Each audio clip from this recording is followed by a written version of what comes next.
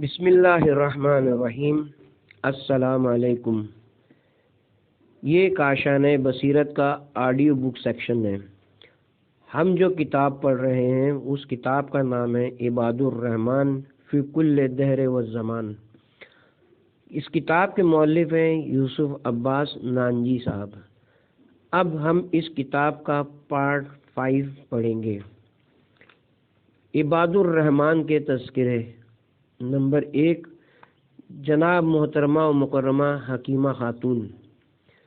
جناب شیخ عباس قمی اپنی معروف کتاب احسن المقال کی جلد 2 صفحہ 328 پر رقم طراز ہیں کہ حضرت امام محمد تقی جواد کی دختر حکیمہ خاتون تھیں، جو آپ کی بیٹیوں سے فضائل و مناقب میں ممتاز ہیں، اور آپ نے 4 ائمہ کو دیکھا ہے۔ حضرت امام علی نقی علیہ السلام نے محترمہ و مکرمہ نرجس خاتون والدہ امام عصر والزمان کو آپ کے سپرد کیا تھا کہ انہیں علوم دین اور احکام دین سکھائیں اور آداب الہیہ کے ساتھ ان کی پرورش اور تربیت کریں۔ امام حسن عسکری کی شہادت کے بعد آپ منصب سفارت پر فائز تھیں اور لوگوں کے عرائض امام عصر کی خدمت اقدس میں اور توقیات شرعیہ امام زمانہ کے خطوط مبارکہ جو اس ناحیہ مقدسہ سے صادر ہوتے تھے لوگوں تک پہنچاتی تھیں، اور یہی حضرت صاحب الامر کی داعیہ اور امور ولادت کی نگراں بنی، جیسا کہ ان کی پھوپھی حکیمہ خاتون دختر نیک اختر امام موسی جعفر اپنے بھتیجے امام محمد تقی کی داعیہ بننے کے منصب پر فائز ہوئیں۔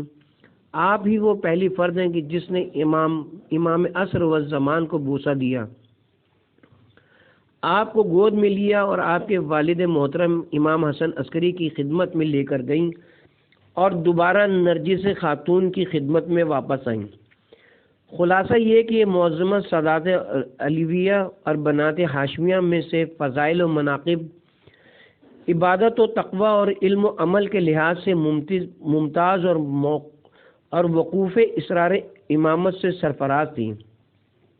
علماء کرام نے آپ کی زیارت کے لیے استجاب کی تصریح و تاکید کی ہے، اور آپ کی قبر منور سامرا شریف میں مرقد مطہر اسکرین میں پائنتی کی طرف ذریعے اسکرین سے متصل ہے، اور آپ کی علیحدہ ذریعے کتب مزار میں آپ کے لیے مخصوص زیارت بیان نہیں ہوئی، لیکن ہم نے آپ کا تذکرہ اس لیے ضروری اور اہم سمجھ کر تحریر کیا کہ ہماری کتاب کا آغاز نائبین و سفرا کے ذکر سے ہوا، اور سب سے پہلا حق آپ کا بنتا ہے، لہذا آپ کا نام اور تذکرہ بھی زینت کتاب ہے، کیونکہ آپ نہ صرف امین اسرار امامت و سفارت ہی بلکہ 4 ائمہ کے ساتھ آپ نے وقت گزارا، اور انہی کے فیضان سے آپ کا نہایت بلند مقام و مرتبہ ہے۔ خواجہ الطاف حسین حالی خواتین جہاں کے حوالے سے کیا اعلیٰ خیال پیش کرتے ہیں: اے ماؤں، بہنوں، بیٹیوں، قوموں کی عزت تم سے ہے، ملکوں کی تم شہزادیاں، جگ بھر کی عظمت تم سے ہے۔ نمبر 2، جناب ابو عمر عثمان بن سعید امروی۔ آپ امام زمانہ علیہ السلام کے پہلے نائب خاص تھے۔ آپ کا پورا اسم مبارک جناب ابو عمر عثمان بن سعید امروی ہے۔ آپ کو 4 ائمہ علیہ السلام کی خدمت اقدس میں حاضری کا شرف حاصل ہوا ہے۔ 11 برس کی عمر میں حضرت امام محمد تقی علیہ السلام کی بارگاہ امامت میں ان کی زیر تربیت پرورش پائی۔ حضرت امام علی نقی علیہ السلام اور حضرت امام حسن عسکری علیہ السلام کی خدمت اقدس میں حاضر رہے تھے، اور آپ ان کے ایسے معتمد اور امین تھے کہ حضرت کے زمانے میں بھی وکالت کا پورا کام بطریق احسن انجام دیتے تھے۔ مومنین کی نگاہوں میں آپ کی بڑی قدر و منزلت تھی، لہذا نہایت امین و دیانتدار تھے۔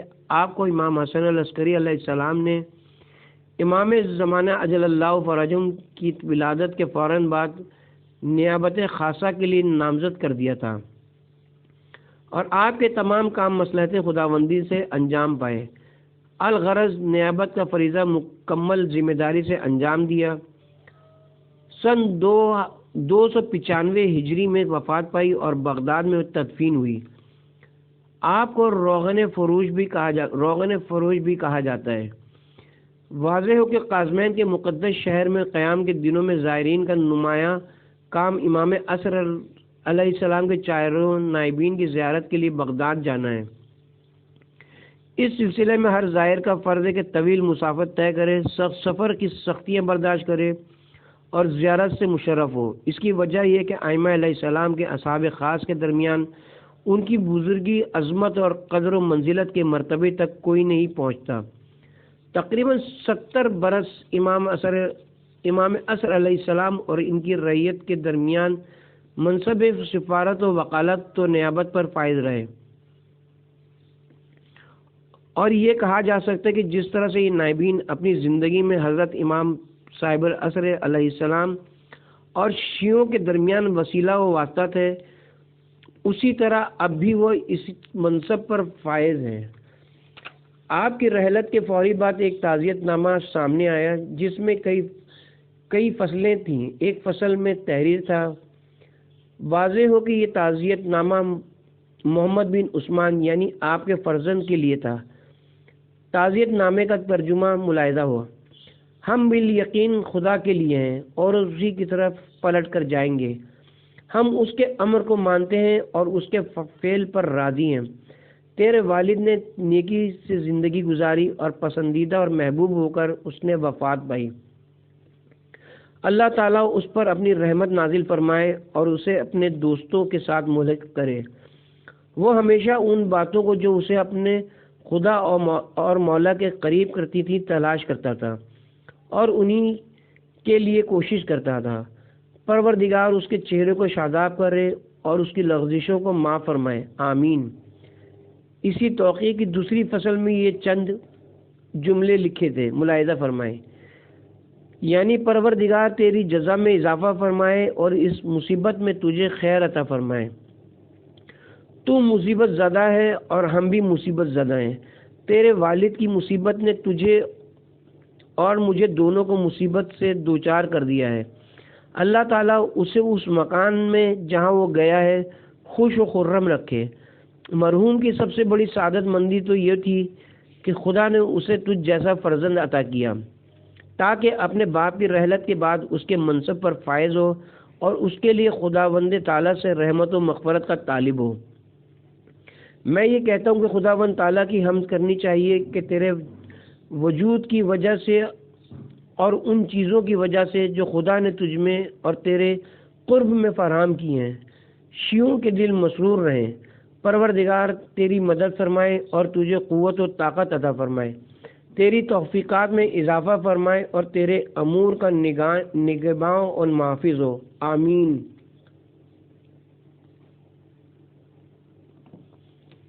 نمبر 3، جناب معتمد محمد بن عثمان بن سعید۔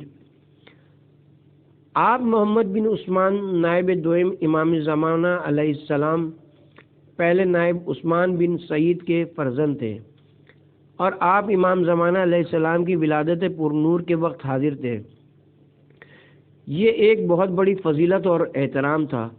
آپ کی دوسری فضیلت یہ کہ حضرت امام زمانہ اجل اللہ فرجہم شریف نے آپ کے والد کی وفات کے وقت آپ کو ایک توقیع صادر فرمائی۔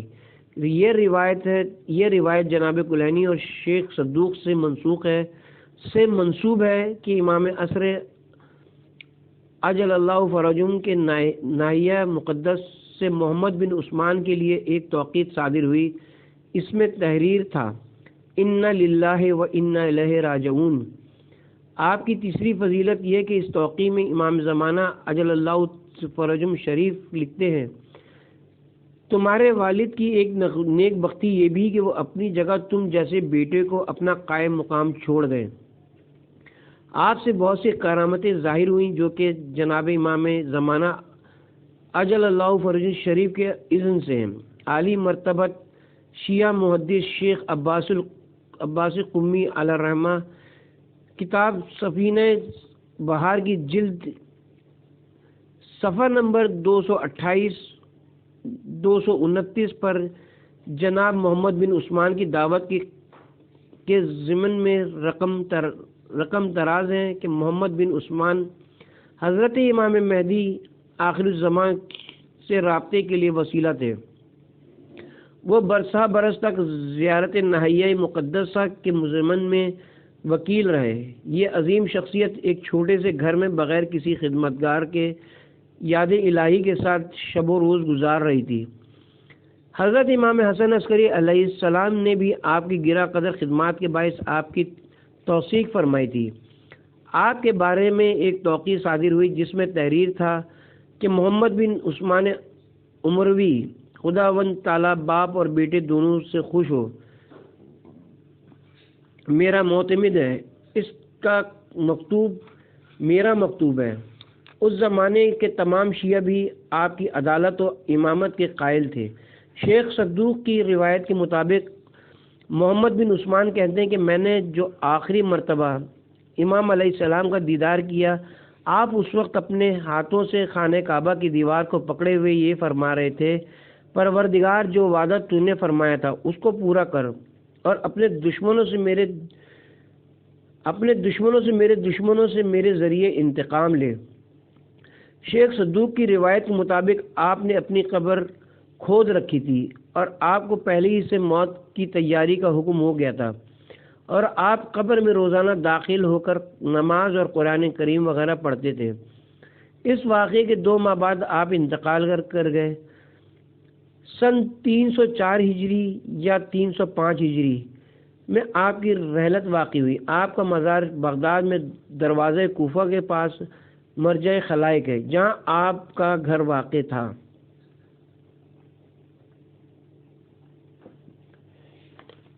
نمبر 4، جناب حسین بن روح نوبختی۔ امام زمانہ علیہ السلام کے نائب سوئم، آپ غیبت صغرا میں حضرت حجت خدا علیہ السلام کے تیسرے نائب ہیں۔ آپ نے امام حسن عسکری کی خدمت میں خاصا وقت گزارا اور حضرت کے معتمد خاص تھے۔ آپ سے مختلف کرامات روایت کی گئی ہیں۔ اہل تشیع اور اہل سنت دونوں طبقے آپ پر مکمل اعتماد کرتے تھے، یعنی کہ آپ سکہ و امین تھے۔ آپ ایک جلیل القدر سفیر امام زمانہ بھی تھے۔ آپ کے بارے میں امام زمانہ علیہ السلام فرماتے ہیں، ہم حسین بن روح کو پہچانتے ہیں، اللہ اسے جانے، اسے اپنی رضا و خیر کے طریقے پر عالم گردانے اور اس کی اپنی توفیق سے مدد فرمائے۔ ہم اس کی امانت داری اور دیانتداری سے واقف ہوئے، ہم اسے قابل اعتماد اور لائق وثوق سمجھتے ہیں۔ یہ ہماری نظر میں بلند مرتبہ ہے اور یہ مرتبہ اسے شاد رکھتا ہے۔ اللہ اس پر اپنے احسانات میں اضافہ فرمائے۔ یقیناً وہ تمام نعمتوں کا خالق ہے اور ہر شے پر قادر ہے، اور حمد پروردگار عالم کے لیے اور صلوات اس کے رسول کریم حضرت محمد مصطفیٰ صلی اللہ علیہ وآلہ وسلم اور ان کی آل پاک پر اللہ رے اطمینان امام زمانہ علیہ السلام کے اپنے سفیر پر کس قدر فخر و ناز ہے۔ آپ کی ایک کرامت یہ بھی بیان کی جاتی ہے کہ علی بن حسین بن موسیٰ بن بابویہ نے اپنی چچا زاد بہن سے جو محمد بن موسیٰ بن بابویہ کی بیٹی تھی شادی کی تھی، لیکن ان کی کوئی اولاد نہیں تھی۔ انہوں نے ایک خط جناب حسین بن روح کے نام ارسال کیا اور اس میں امام زمانہ علیہ السلام سے اولاد کے لیے درخواست کی، ایک فقیہ بیٹی کے لیے استدعا کی، جس کے جواب میں امام کی توقیع آئی کہ تم عنقریب ایک دلیمی کنیز سے شادی کرو گے جس سے تمہارے 2 بیٹے فقیہ پیدا ہوں گے۔ الحمدللہ ان میں سے ایک بیٹا مستقبل میں شیخ صدوق کی صورت میں شیعت کے آسمان پر مثل خورشید چمکا۔ شیخ صدوق علیہ الرحمہ اس بات پر فخر فرماتے ہیں اور کہتے ہیں کہ میں دعائے امام زمانہ علیہ السلام سے پیدا ہوا ہوں۔ آپ کی قدر و منزلت کے زمن میں بغداد کا خلیفہ بھی معترف تھا اور آپ کی عزت و تکریم بھی کرتا تھا۔ آپ نے اپنی نیابت کا عرصہ سن 205 ہجری سے سن 326 ہجری تک نہایت کامل اطمینان، تقیہ اور دور اندیشی سے گزارا۔ آپ کی رحلت سن 326 ہجری میں بغداد میں ہوئی اور وہیں تدفین اول میں آئی۔ آپ کی لحد آج بھی بغداد میں مرجع خلائق ہے۔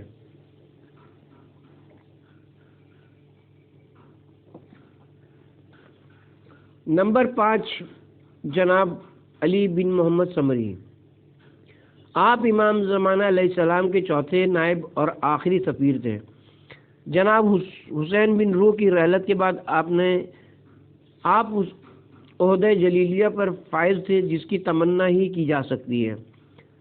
آپ کی مدت نیابت 3 سال ہے اور اس دوران آپ نے اپنا امر نیابت بخیر و خوبی انجام دیا۔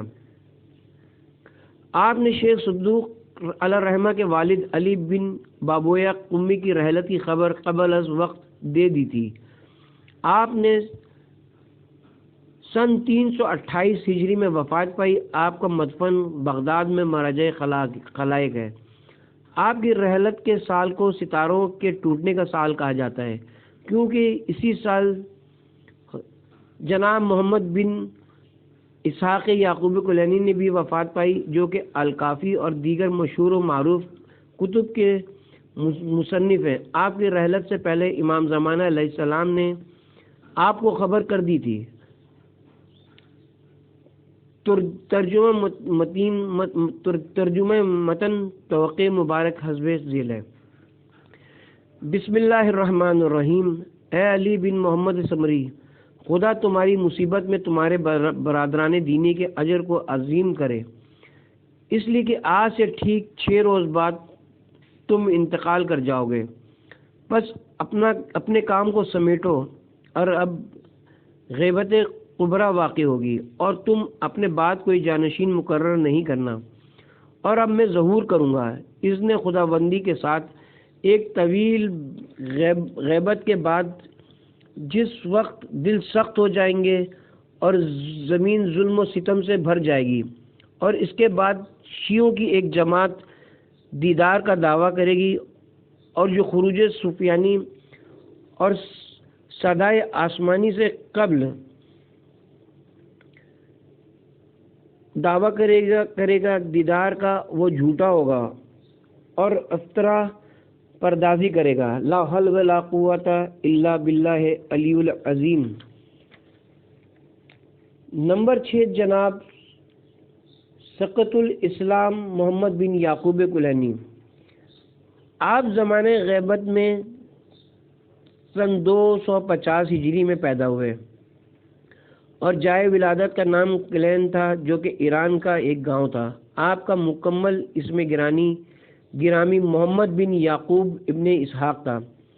آپ کے والد بھی آپ اپنے وقت کے عالم فاضل تھے۔ آپ نے چاروں نائبین اور غیبت صغریٰ کا پورا دور دیکھا۔ ابتدائی تعلیم کے بعد آپ نے قم کا سفر اختیار کیا۔ یہ وہ وقت تھا کہ امام مہدی علیہ السلام اور امام حسن عسکری علیہ السلام کے شاگرد، حتیٰ کہ وہ لوگ بھی حیات تھے جنہوں نے براہ راست امام علی رضا علیہ السلام سے بھی حدیثیں سنی تھیں۔ ان تمام راویان و محدثین کے پاس چند اوراق، کتابچے اور اہل بیت علیہ السلام کے منتشر ارشادات عالیہ کے سوا کچھ نہ تھا۔ یہی وقت تھا کہ آپ نے اپنے دور کے تقاضے کو درک کیا اور یہ سوچ لیا کہ اگر اس وقت ان تمام احادیث مبارکہ کو جمع کر لیا جائے تو مذہب اہل بیت علیہ السلام ہمیشہ کے لیے محفوظ ہو جائے گا۔ اس تعمیری عزم کے ساتھ آپ نے قم مقدسہ میں مستقل سکونت اختیار کی، جہاں پر بیشتر راویان اور محدثین قیام پذیر تھے۔ آپ نے یہاں پر احمد بن محمد اشعری سے استفادہ کیا اور ساتھ ہی ساتھ احمد بن ادریس قمی سے بھی تحصیل حدیث کی۔ آپ نے ایک اور بزرگ شخصیت عبداللہ بن جعفر حمیدی کا زمانہ بھی پایا، جو کہ قابل عظمت و قدر حضرت امام حسن عسکری علیہ السلام کے صحابی تھے، اور کلینی کو آپ نے اپنے حلقہ تلامذہ میں شامل کیا۔ قم مقدسہ میں تقریباً 25 سال خاص ثقہ قابل اعتبار بزرگ حضرات سے روایت حاصل کی۔ ان کے علاوہ علی بن ابراہیم اور سلی بن ابراہیم کی وجہ سے پہچانے جانے لگے۔ کافی میں 1000 روایت آپ سے لی گئی ہیں۔ آپ نے عین جوانی کے عالم میں بغداد، سامرا، نجف اشرف، قم مقدسہ اور دیگر مقدس شہروں اور مقامات عالیہ کا سفر اختیار کیا، اور 20 سال کی محنت شاقہ کے بعد الکافی کو ترتیب وار جمع کیا، جو اصول کافی، فروع کافی اور روضہ کافی پر مشتمل ہے، اور اس مجموعے میں 16,199 احادیث مبارکہ شامل ہیں۔ اس میں ہر موضوع پر احادیث مبارکہ موجود ہیں۔ اس کا پہلا باب عقل کے موضوع پر ہے، پھر بالترتیب علم، توحید و وحدانیت، رسالت اور امامت کے موضوعات پر متعدد سیر حاصل ابواب تحریر کیے گئے ہیں۔ یہ کتاب مذہب حقہ یعنی تشیع کے بارے میں ہر قسم کا شک باطل کر دینے والی لاجواب کتاب ہے۔ مذہب امامیہ کی حقانیت کو 4 چاند لگانے والی کاوش ہے اور تمام تر شبہات کو رفع کر دیتی ہے۔ الغرض زبردست حیثیت کی حامل کتاب ہے۔ شیعہ مذہب میں کافی سخن اول اور کتاب اول ہے۔ کوئی فقیہ اس دریائے منور کو پار کیے بغیر اجتہاد کی بلندی پر نہیں پہنچ سکتا۔ اس زمن میں یہ بات بھی یاد رکھنی چاہیے کہ اس تکلیف دہ زمانے میں جب سفری سہولتوں کا فقدان تھا، ہر جگہ کا سفر اختیار کرنا اور پھر یکسو ہو کر علم حدیث کو جمع کرنا اور یہ سب کام عالم شباب میں انجام دینا، کیا یہ سب کچھ بغیر تائید الہی اور نصرت معصومین علیہ السلام دنیا میں ممکن تھا؟ یہی سبب ہے کہ آج بھی آپ کی شورۂ آفاق کتاب آسمان علم و ادب پر جگمگا رہی ہے، اور اس کی پر نور کرنیں ہر طالب علم کے دل و دماغ پر منعکس ہو رہی ہیں، اور اس کی روح افشانی مثالی ہے۔ آپ کے ہونہار شاگردوں میں شیخ مفید احمد ابن ابراہیم وغیرہ نمایاں ہیں، جو وقت کے ساتھ ساتھ علم حدیث کے بلند مقام و مرتبے پر پہنچے۔ آپ نے سن 329 ہجری میں رحلت فرمائی۔ اسی سال شیخ صدوق کے والد علی بن حسین قمی کا بھی انتقال ہوا، اور اسی سال چوتھے نائب علی بن محمد سمری نے بھی انتقال فرمایا۔ آپ کا مزار بغداد میں مرجع خلائق ہے، اور آپ شیخ المشائخ کے نام سے معروف ہیں۔ آج بھی آپ کو سقط الاسلام کے نام سے یاد کیا جاتا ہے۔ اللہ رب العزت آپ کو جوار معصومین علیہ السلام میں جگہ دے، اور ہم سب کو بھی آپ کے طفیل علم و عمل کی فضیلتیں عطا فرمائے، آمین۔ نمبر 7، جناب علی بن بابویہ قمی، صاحب قصص العلماء جناب محمد تنکا بنی، صفحہ نمبر 392 پر رقم طراز ہے۔ علی بن حسین بن موسیٰ بن بابویہ قمی ابو الحسن، جو اب ابن بابویہ کے نام سے معروف ہیں، شیخ صدوق کے والد محترم ہیں، اور قم مقدسہ کے عظیم ترین محدثین میں سے ہیں۔ آپ اہل قم کے شیخ اور فقیہ تھے۔ آپ عراق تشریف لائے تو ابو القاسم حسین بن روح سے، جو کہ امام زمانہ کے تیسرے نائب ہیں، کچھ دینی مسائل دریافت کیے، اور جب ان سے جدا ہوئے تو یہ خط لکھ کر علی ابن جعفر بن اسود کو دیا اور ان کے ذریعے آپ تک پہنچایا۔ اس میں یہ لکھا کہ ان کے خط جس میں انہوں نے فرزند کے لیے دعا کی درخواست کی تھی، حضرت صاحب الامر کے حضور پہنچا دیں، اور انہوں نے اپنی امانت پہنچا دی۔ 3 دن کے بعد جواب آیا کہ ہم نے دعا کر دی ہے، اللہ تعالیٰ جلدی 2 نیک فرزند عطا فرمائے گا۔ اللہ نے ان کو 2 بیٹے عطا فرمائے، ایک ابو جعفر جو شیخ صدوق کے نام سے معروف ہیں، اور دوسرے ابو عبداللہ حسین جناب صدوق ہمیشہ کہا کرتے تھے کہ میں امام زمانہ کی دعا کے نتیجے میں پیدا ہوا ہوں۔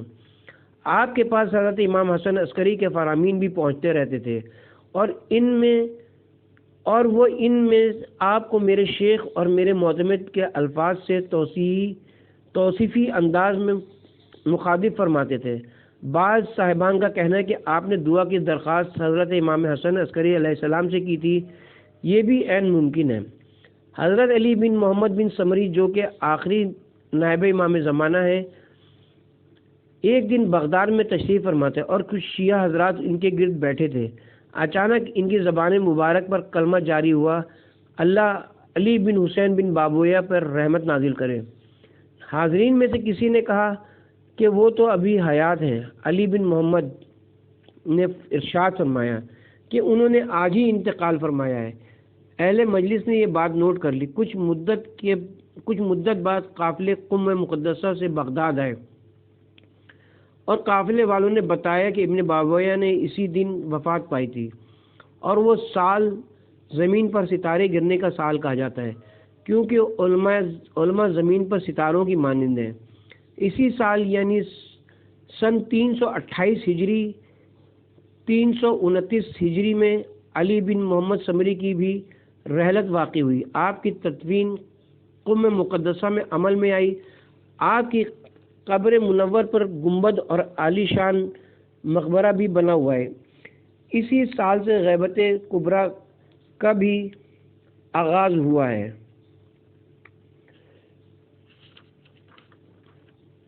نمبر 8، جناب عیاشی سمرقندی۔ جناب علی بن بابویہ قمی کے ہم عصر یا ان سے پہلے کے معروف مفسر جناب عیاشی سمرقندی ہیں۔ آپ ایک جامع شخصیت اور تفسیر کے حوالے سے زیادہ مشہور و مقبول ہیں۔ آپ کا شمار فقہ عزائم میں بھی ہوتا ہے۔ فقہ اور دیگر علوم میں متعدد کتب کے مصنف اور مؤلف ہیں۔ جناب عیاشی ابتدا میں سنی مسلک سے تھے، بعد ازاں گہرے مطالعے اور غور و فکر کے نتیجے میں شیعہ مذہب اختیار کر لیا۔ والد صاحب سے میراث میں کافی دولت ملی تھی، جو سب کی سب کتابوں کی ترویج و اشاعت اور شاگردوں کی تعلیم و تربیت کے سلسلے میں صرف کر دی۔ شاعر نے کیا خوب سچ کہا ہے، اپنے لیے تو سبھی جیتے ہیں اس جہاں میں، ہے زندگی کا مقصد اوروں کے کام آنا۔ نمبر 9، جناب حسن ابن ابی عقیل المعروف ابو علی امانی۔ جناب حسن بن ابی عقیل کی کنیت ابو محمد یا ابو علی ہے۔ امانی کے نام سے معروف ہیں۔ جناب شیخ کلینی کے اہم اثروں میں سے ہیں اور باہمی خط و کتابت میں جعفر بن کولویا کو اجازہ عطا کیا۔ شیخ مفید ان کی بہت تعریف کیا کرتے تھے۔ غیبت کبریٰ کے آغاز میں حیات تھے۔ تاریخ رحلت معلوم نہیں ہو سکی۔ آقا بحر العلوم فرماتے ہیں کہ آپ شیخ جعفر بن کولویا کے استاد اور جعفر بن کولویا شیخ مفید کے استاد تھے۔ فقہ میں ابن ابی عقیل کی آرا کا بہت عمل دخل ہے۔ شیخ توسی فرماتے تھے کہ ان کے والد محترم کا اسم گرامی عیسیٰ ہے، اور آپ متقدین کے عظیم فقی تھے۔ آپ کی کتابوں میں کتاب آل رسول کی رسی سے تمسک بہت اعلیٰ اور معروف و مقبول کتاب ہے، جو فقہ کے موضوع پر ہے۔ یہ خوبصورت شعر آپ ہی جیسے لوگوں کے نظم العین کو نمایاں کر رہا ہے۔ ملاحظہ فرمائیے، عمل کچھ تو عدم کے واسطے تو پیش کر غافل، مسافر شب کو اٹھتے ہیں جو جانا دور ہوتا ہے۔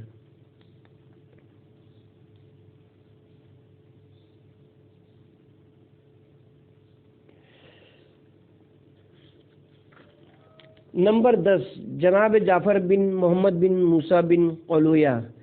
جناب جعفر بن محمد بن موسیٰ بن قولویا کی کنیت ابو القاسم ہے۔ ان کے والد محترم ابو مسلم نیک اصحاب سعد میں سے تھے، اور ابو القاسم ان کے اصحاب سقہ میں، اور ان میں سب سے جلیل القدر تھے، اور وہ سعد کی روایت اپنے والد بزرگوار اور برادر محترم کے واسطے سے بیان کرتے ہیں۔ ان کا کہنا تھا کہ میں نے سعد سے صرف 4 احادیث سنی۔ وہ شیخ مفید کے استاد محترم تھے. ان کی رحلت سن 369 ہجری میں ہوئی. آپ کی تصنیف و تالیف کردہ کتب میں الصلاۃ اور کتاب جمعہ وغیرہ معروف ہے. آپ نے جناب صاحب الامر کو عریضہ لکھا اور اپنی زندگی کی مدت کے بارے میں پوچھا. یہ اس وقت ہوا کہ جب حجر اسود کو اس کی جگہ نصب کیا جا رہا تھا. قاصد نے کاغذ آپ کے حوالے کیا اور آپ نے کاغذ کو بغیر پڑھے فرما دیا کہ کتنی عمر پائیں گے. یہ واقعہ علامہ مجلسی نے بحار الانوار میں جلد غیبت امام میں مفصل تحریر فرمایا ہے. ماخوذ از قصص العلماء.